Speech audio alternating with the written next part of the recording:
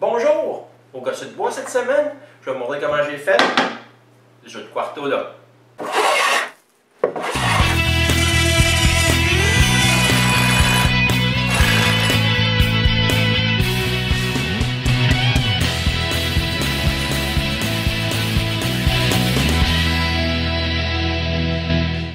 Il y a à peu près un mois, Steve Ramsey, créateur du site Woodworking for Mere Mortals, m'a fait connaître le jeu Quarto.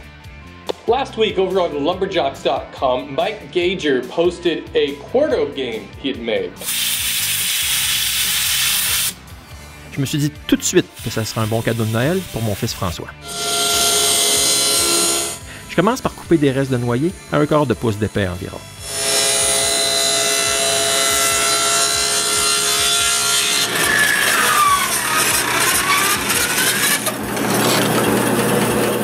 Ensuite, avec l'aide de mon pantographe, je coupe des disques qui deviendront les cases du jeu.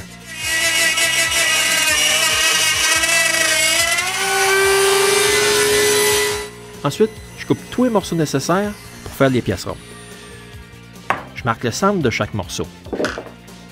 Maintenant, avec mon tour à bois de mauvaise qualité puis super dangereux, je tourne les bâtons ronds.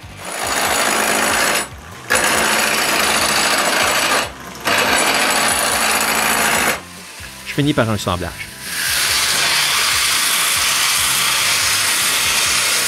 J'essaie de mettre les coins ronds entre les morceaux, mais plus tard, je me suis aperçu que c'était pas nécessaire. Je coupe les pièces avec ma lame de scie ronde parce que c'est la lame la plus mince que je possède.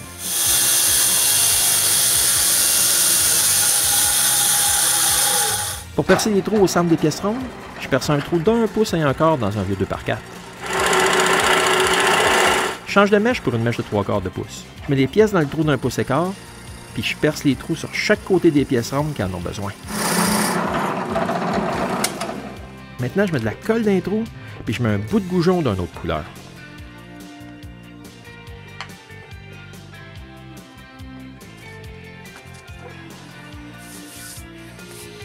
Pendant que la colle des morceaux ronds sèche, je coupe des blocs pour faire les pièces carrées. Ensuite, sur le banc de toupie, je mets un arrondi sur tous les coins. Je coupe les pièces carrées à la même longueur que les ronds.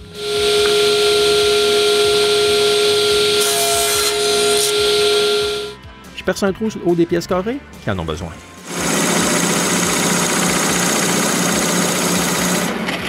Puis comme les pièces rondes, je colle un goujon de couleur contrastante d'un trou.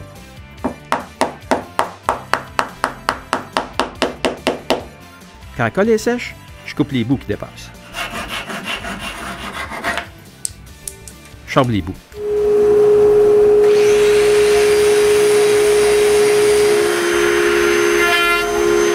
Ensuite, sur la table de toupie, je mets des arrondis sur le bout des pièces carrées. Puis, je réarrondis les extrémités des pièces rondes avec l'aide d'un trou dans un 2x4.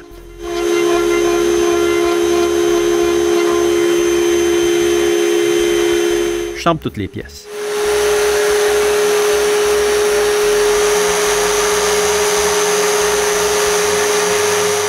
Je place les jetons que j'ai faits, ainsi que toutes les pièces nécessaires pour un jeu, sur mon établi. J'essaye une coupe d'arrangement pour les pièces, juste pour voir s'ils prendront moins de place que les jetons. Maintenant, je peux dessiner un plan pour construire la boîte. Je prends des vieilles planches de plancher de bois franc, collées ensemble pour faire la boîte.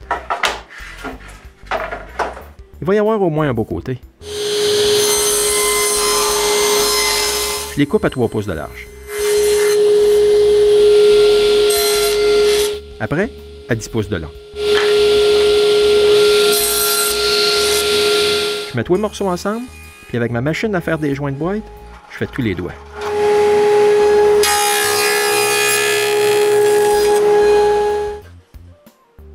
Quand j'ai fini, je check si les boîtes sont correctes. Ensuite, je fais une petite rainure au bas des planches, puis une large en haut.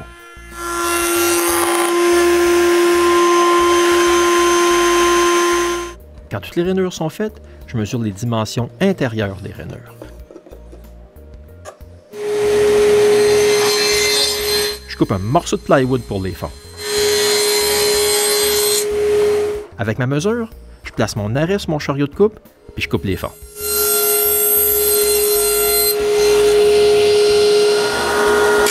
J'arrondis les coins.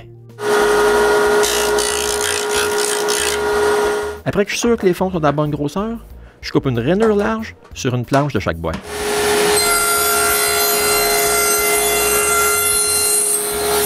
Je fignole la coupe à varlope.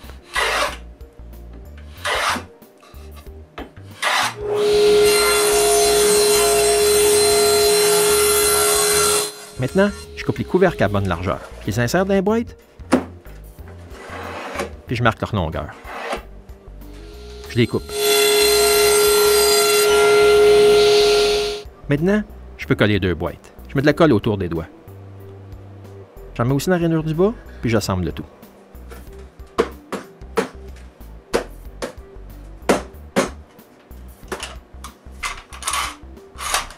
Après, il ne me reste plus qu'à mettre le tout en serre. C'est le temps de marquer l'emplacement des trous, c'est couvercle.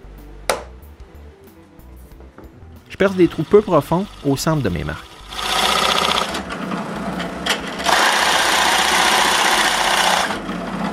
Les jetons ne sont pas tout à fait ronds, donc je les sable.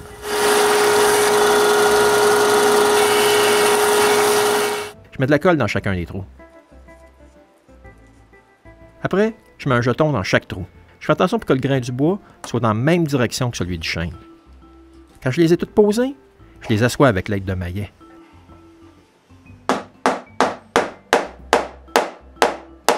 Le deuxième couvercle, il va être différent. Sur un vieux morceau, je perce 3 trous que je remplis avec un mélange d'époxy. Dans le premier, je mélange l'époxy avec une teinture d'aniline noire. Le deuxième, avec une teinture normale, puis le dernier, avec la poussière de noyer. Je chambre l'excédent d'époxy.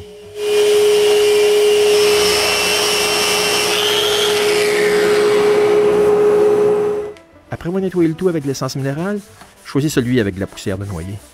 Donc, je fais un mélange d'époxy.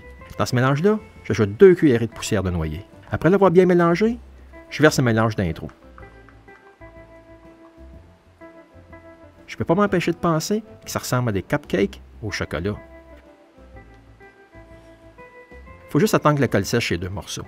Pendant ce temps-là, je peux réparer les trous de mes boîtes.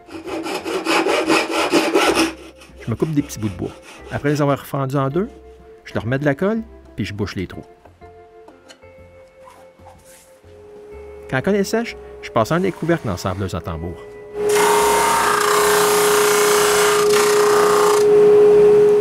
À cause de l'époxy, je dois faire l'autre à la sableuse à la main.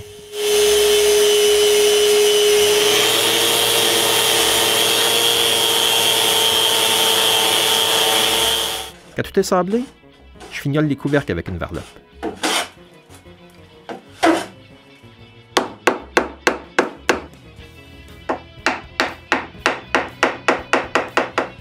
Il faut que je fasse des trous pour pouvoir ouvrir le couvercle.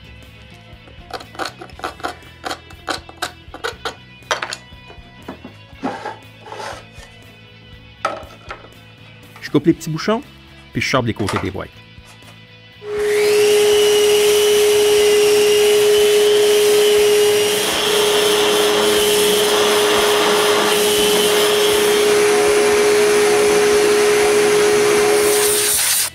Maintenant que tout est terminé, j'enlève la poussière avec l'air comprimé sur toutes les pièces, ainsi que sur et dans les boîtes. Je nettoie le tout avec de l'alcool.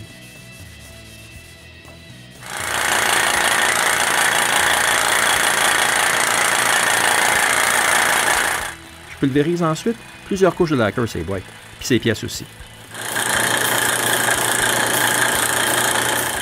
Il ne me reste plus qu'à mettre de la colle sur un morceau de carton, puis appliquer du feutre.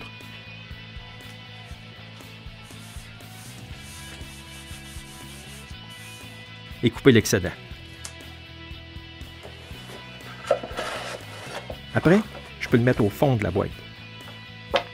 La remplir de toutes ces pièces du jeu. Puis la refermer. Maintenant, c'est le temps des choses importantes. Ouh, j'ai encore gagné! Voici les 2 jeux de Quarto que j'ai faits.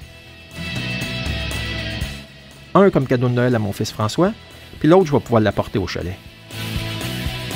Merci, à la prochaine pour un autre épisode du Gosseux de bois.